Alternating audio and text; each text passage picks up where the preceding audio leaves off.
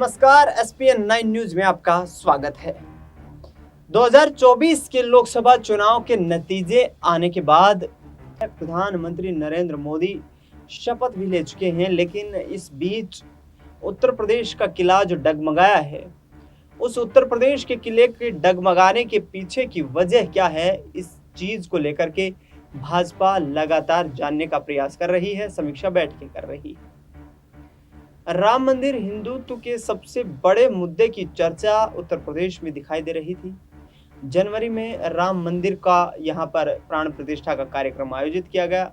देश के दिग्गज नेता और तमाम यहां पर बॉलीवुड, हॉलीवुड के सितारे और उद्योग जगत के सितारे अयोध्या में बढ़कर सामने आए।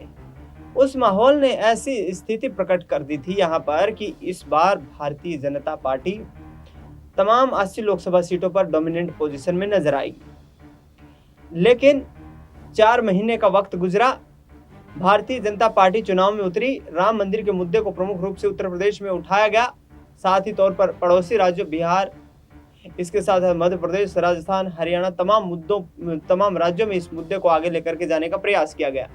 प्रधानमंत्री नरेंद्र मोदी के द्वारा खुलेआम हिंदुत्व का कार्ड खेलने का प्रयास भी किया गया और तमाम रैलियों में उन्होंने मुसलमानों को टारगेट भी किया।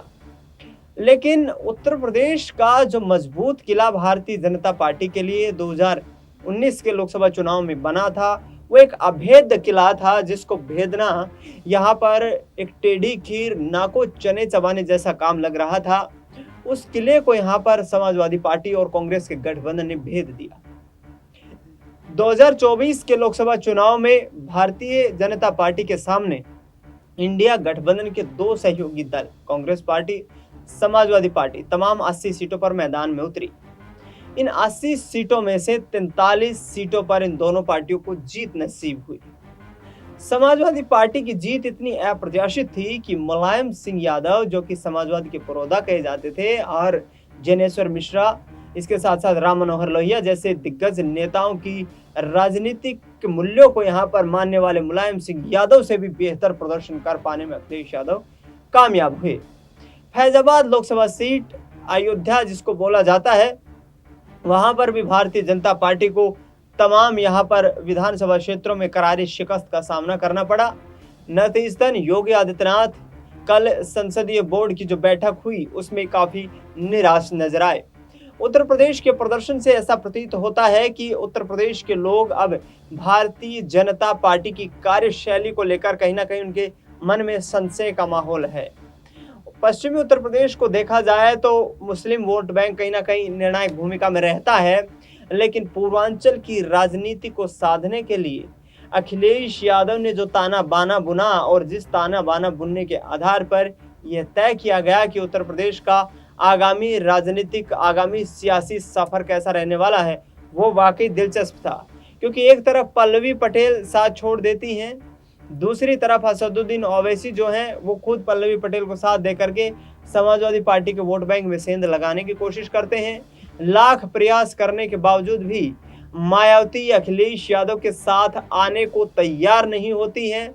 लिहाजा 16 ऐसी सीटें रहीं जहां पर भारतीय जनता पार्टी को मायावती के चलते यहां पर जीत नसीब हुई।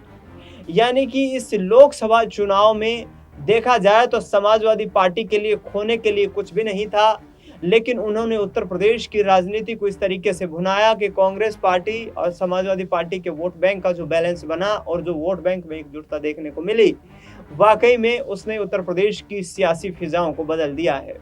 अब चिंतन मंथन का जोर जारी है। यहाँ पर उत्तर प्रदेश में भूपेंद्र चौधरी, जो कि भारतीय जनता पार्टी के प्रदेश अध्यक्ष हैं, उनका इस्तीफे की मांग की जा रही है और भूपेंद्र सिंह चौधरी ने यहाँ पर स्पष्ट कर दिया है कि यदि हाईकमान यहाँ इस्तीफा मांगेगा तो मैं इस इस्तीफे को साफ तौर पर यहाँ पर सौंपने का काम करूंगा। यानी कि आगामी वक्त में संगठनात्मक रूप से बदलाव होने जरूरी है, लेकिन जिस तरीके का प्रदर्शन हुआ, ये विधानसभा चुनाव के लिए भारतीय जनता पार्टी की मुश्किलें बढ़ाने वाला है। फिलहाल इस खबर में इतना ही। देश दुनिया की तमाम बड़ी खबरों के लिए आप देखते रहिए एसपीएन 9 न्यूज।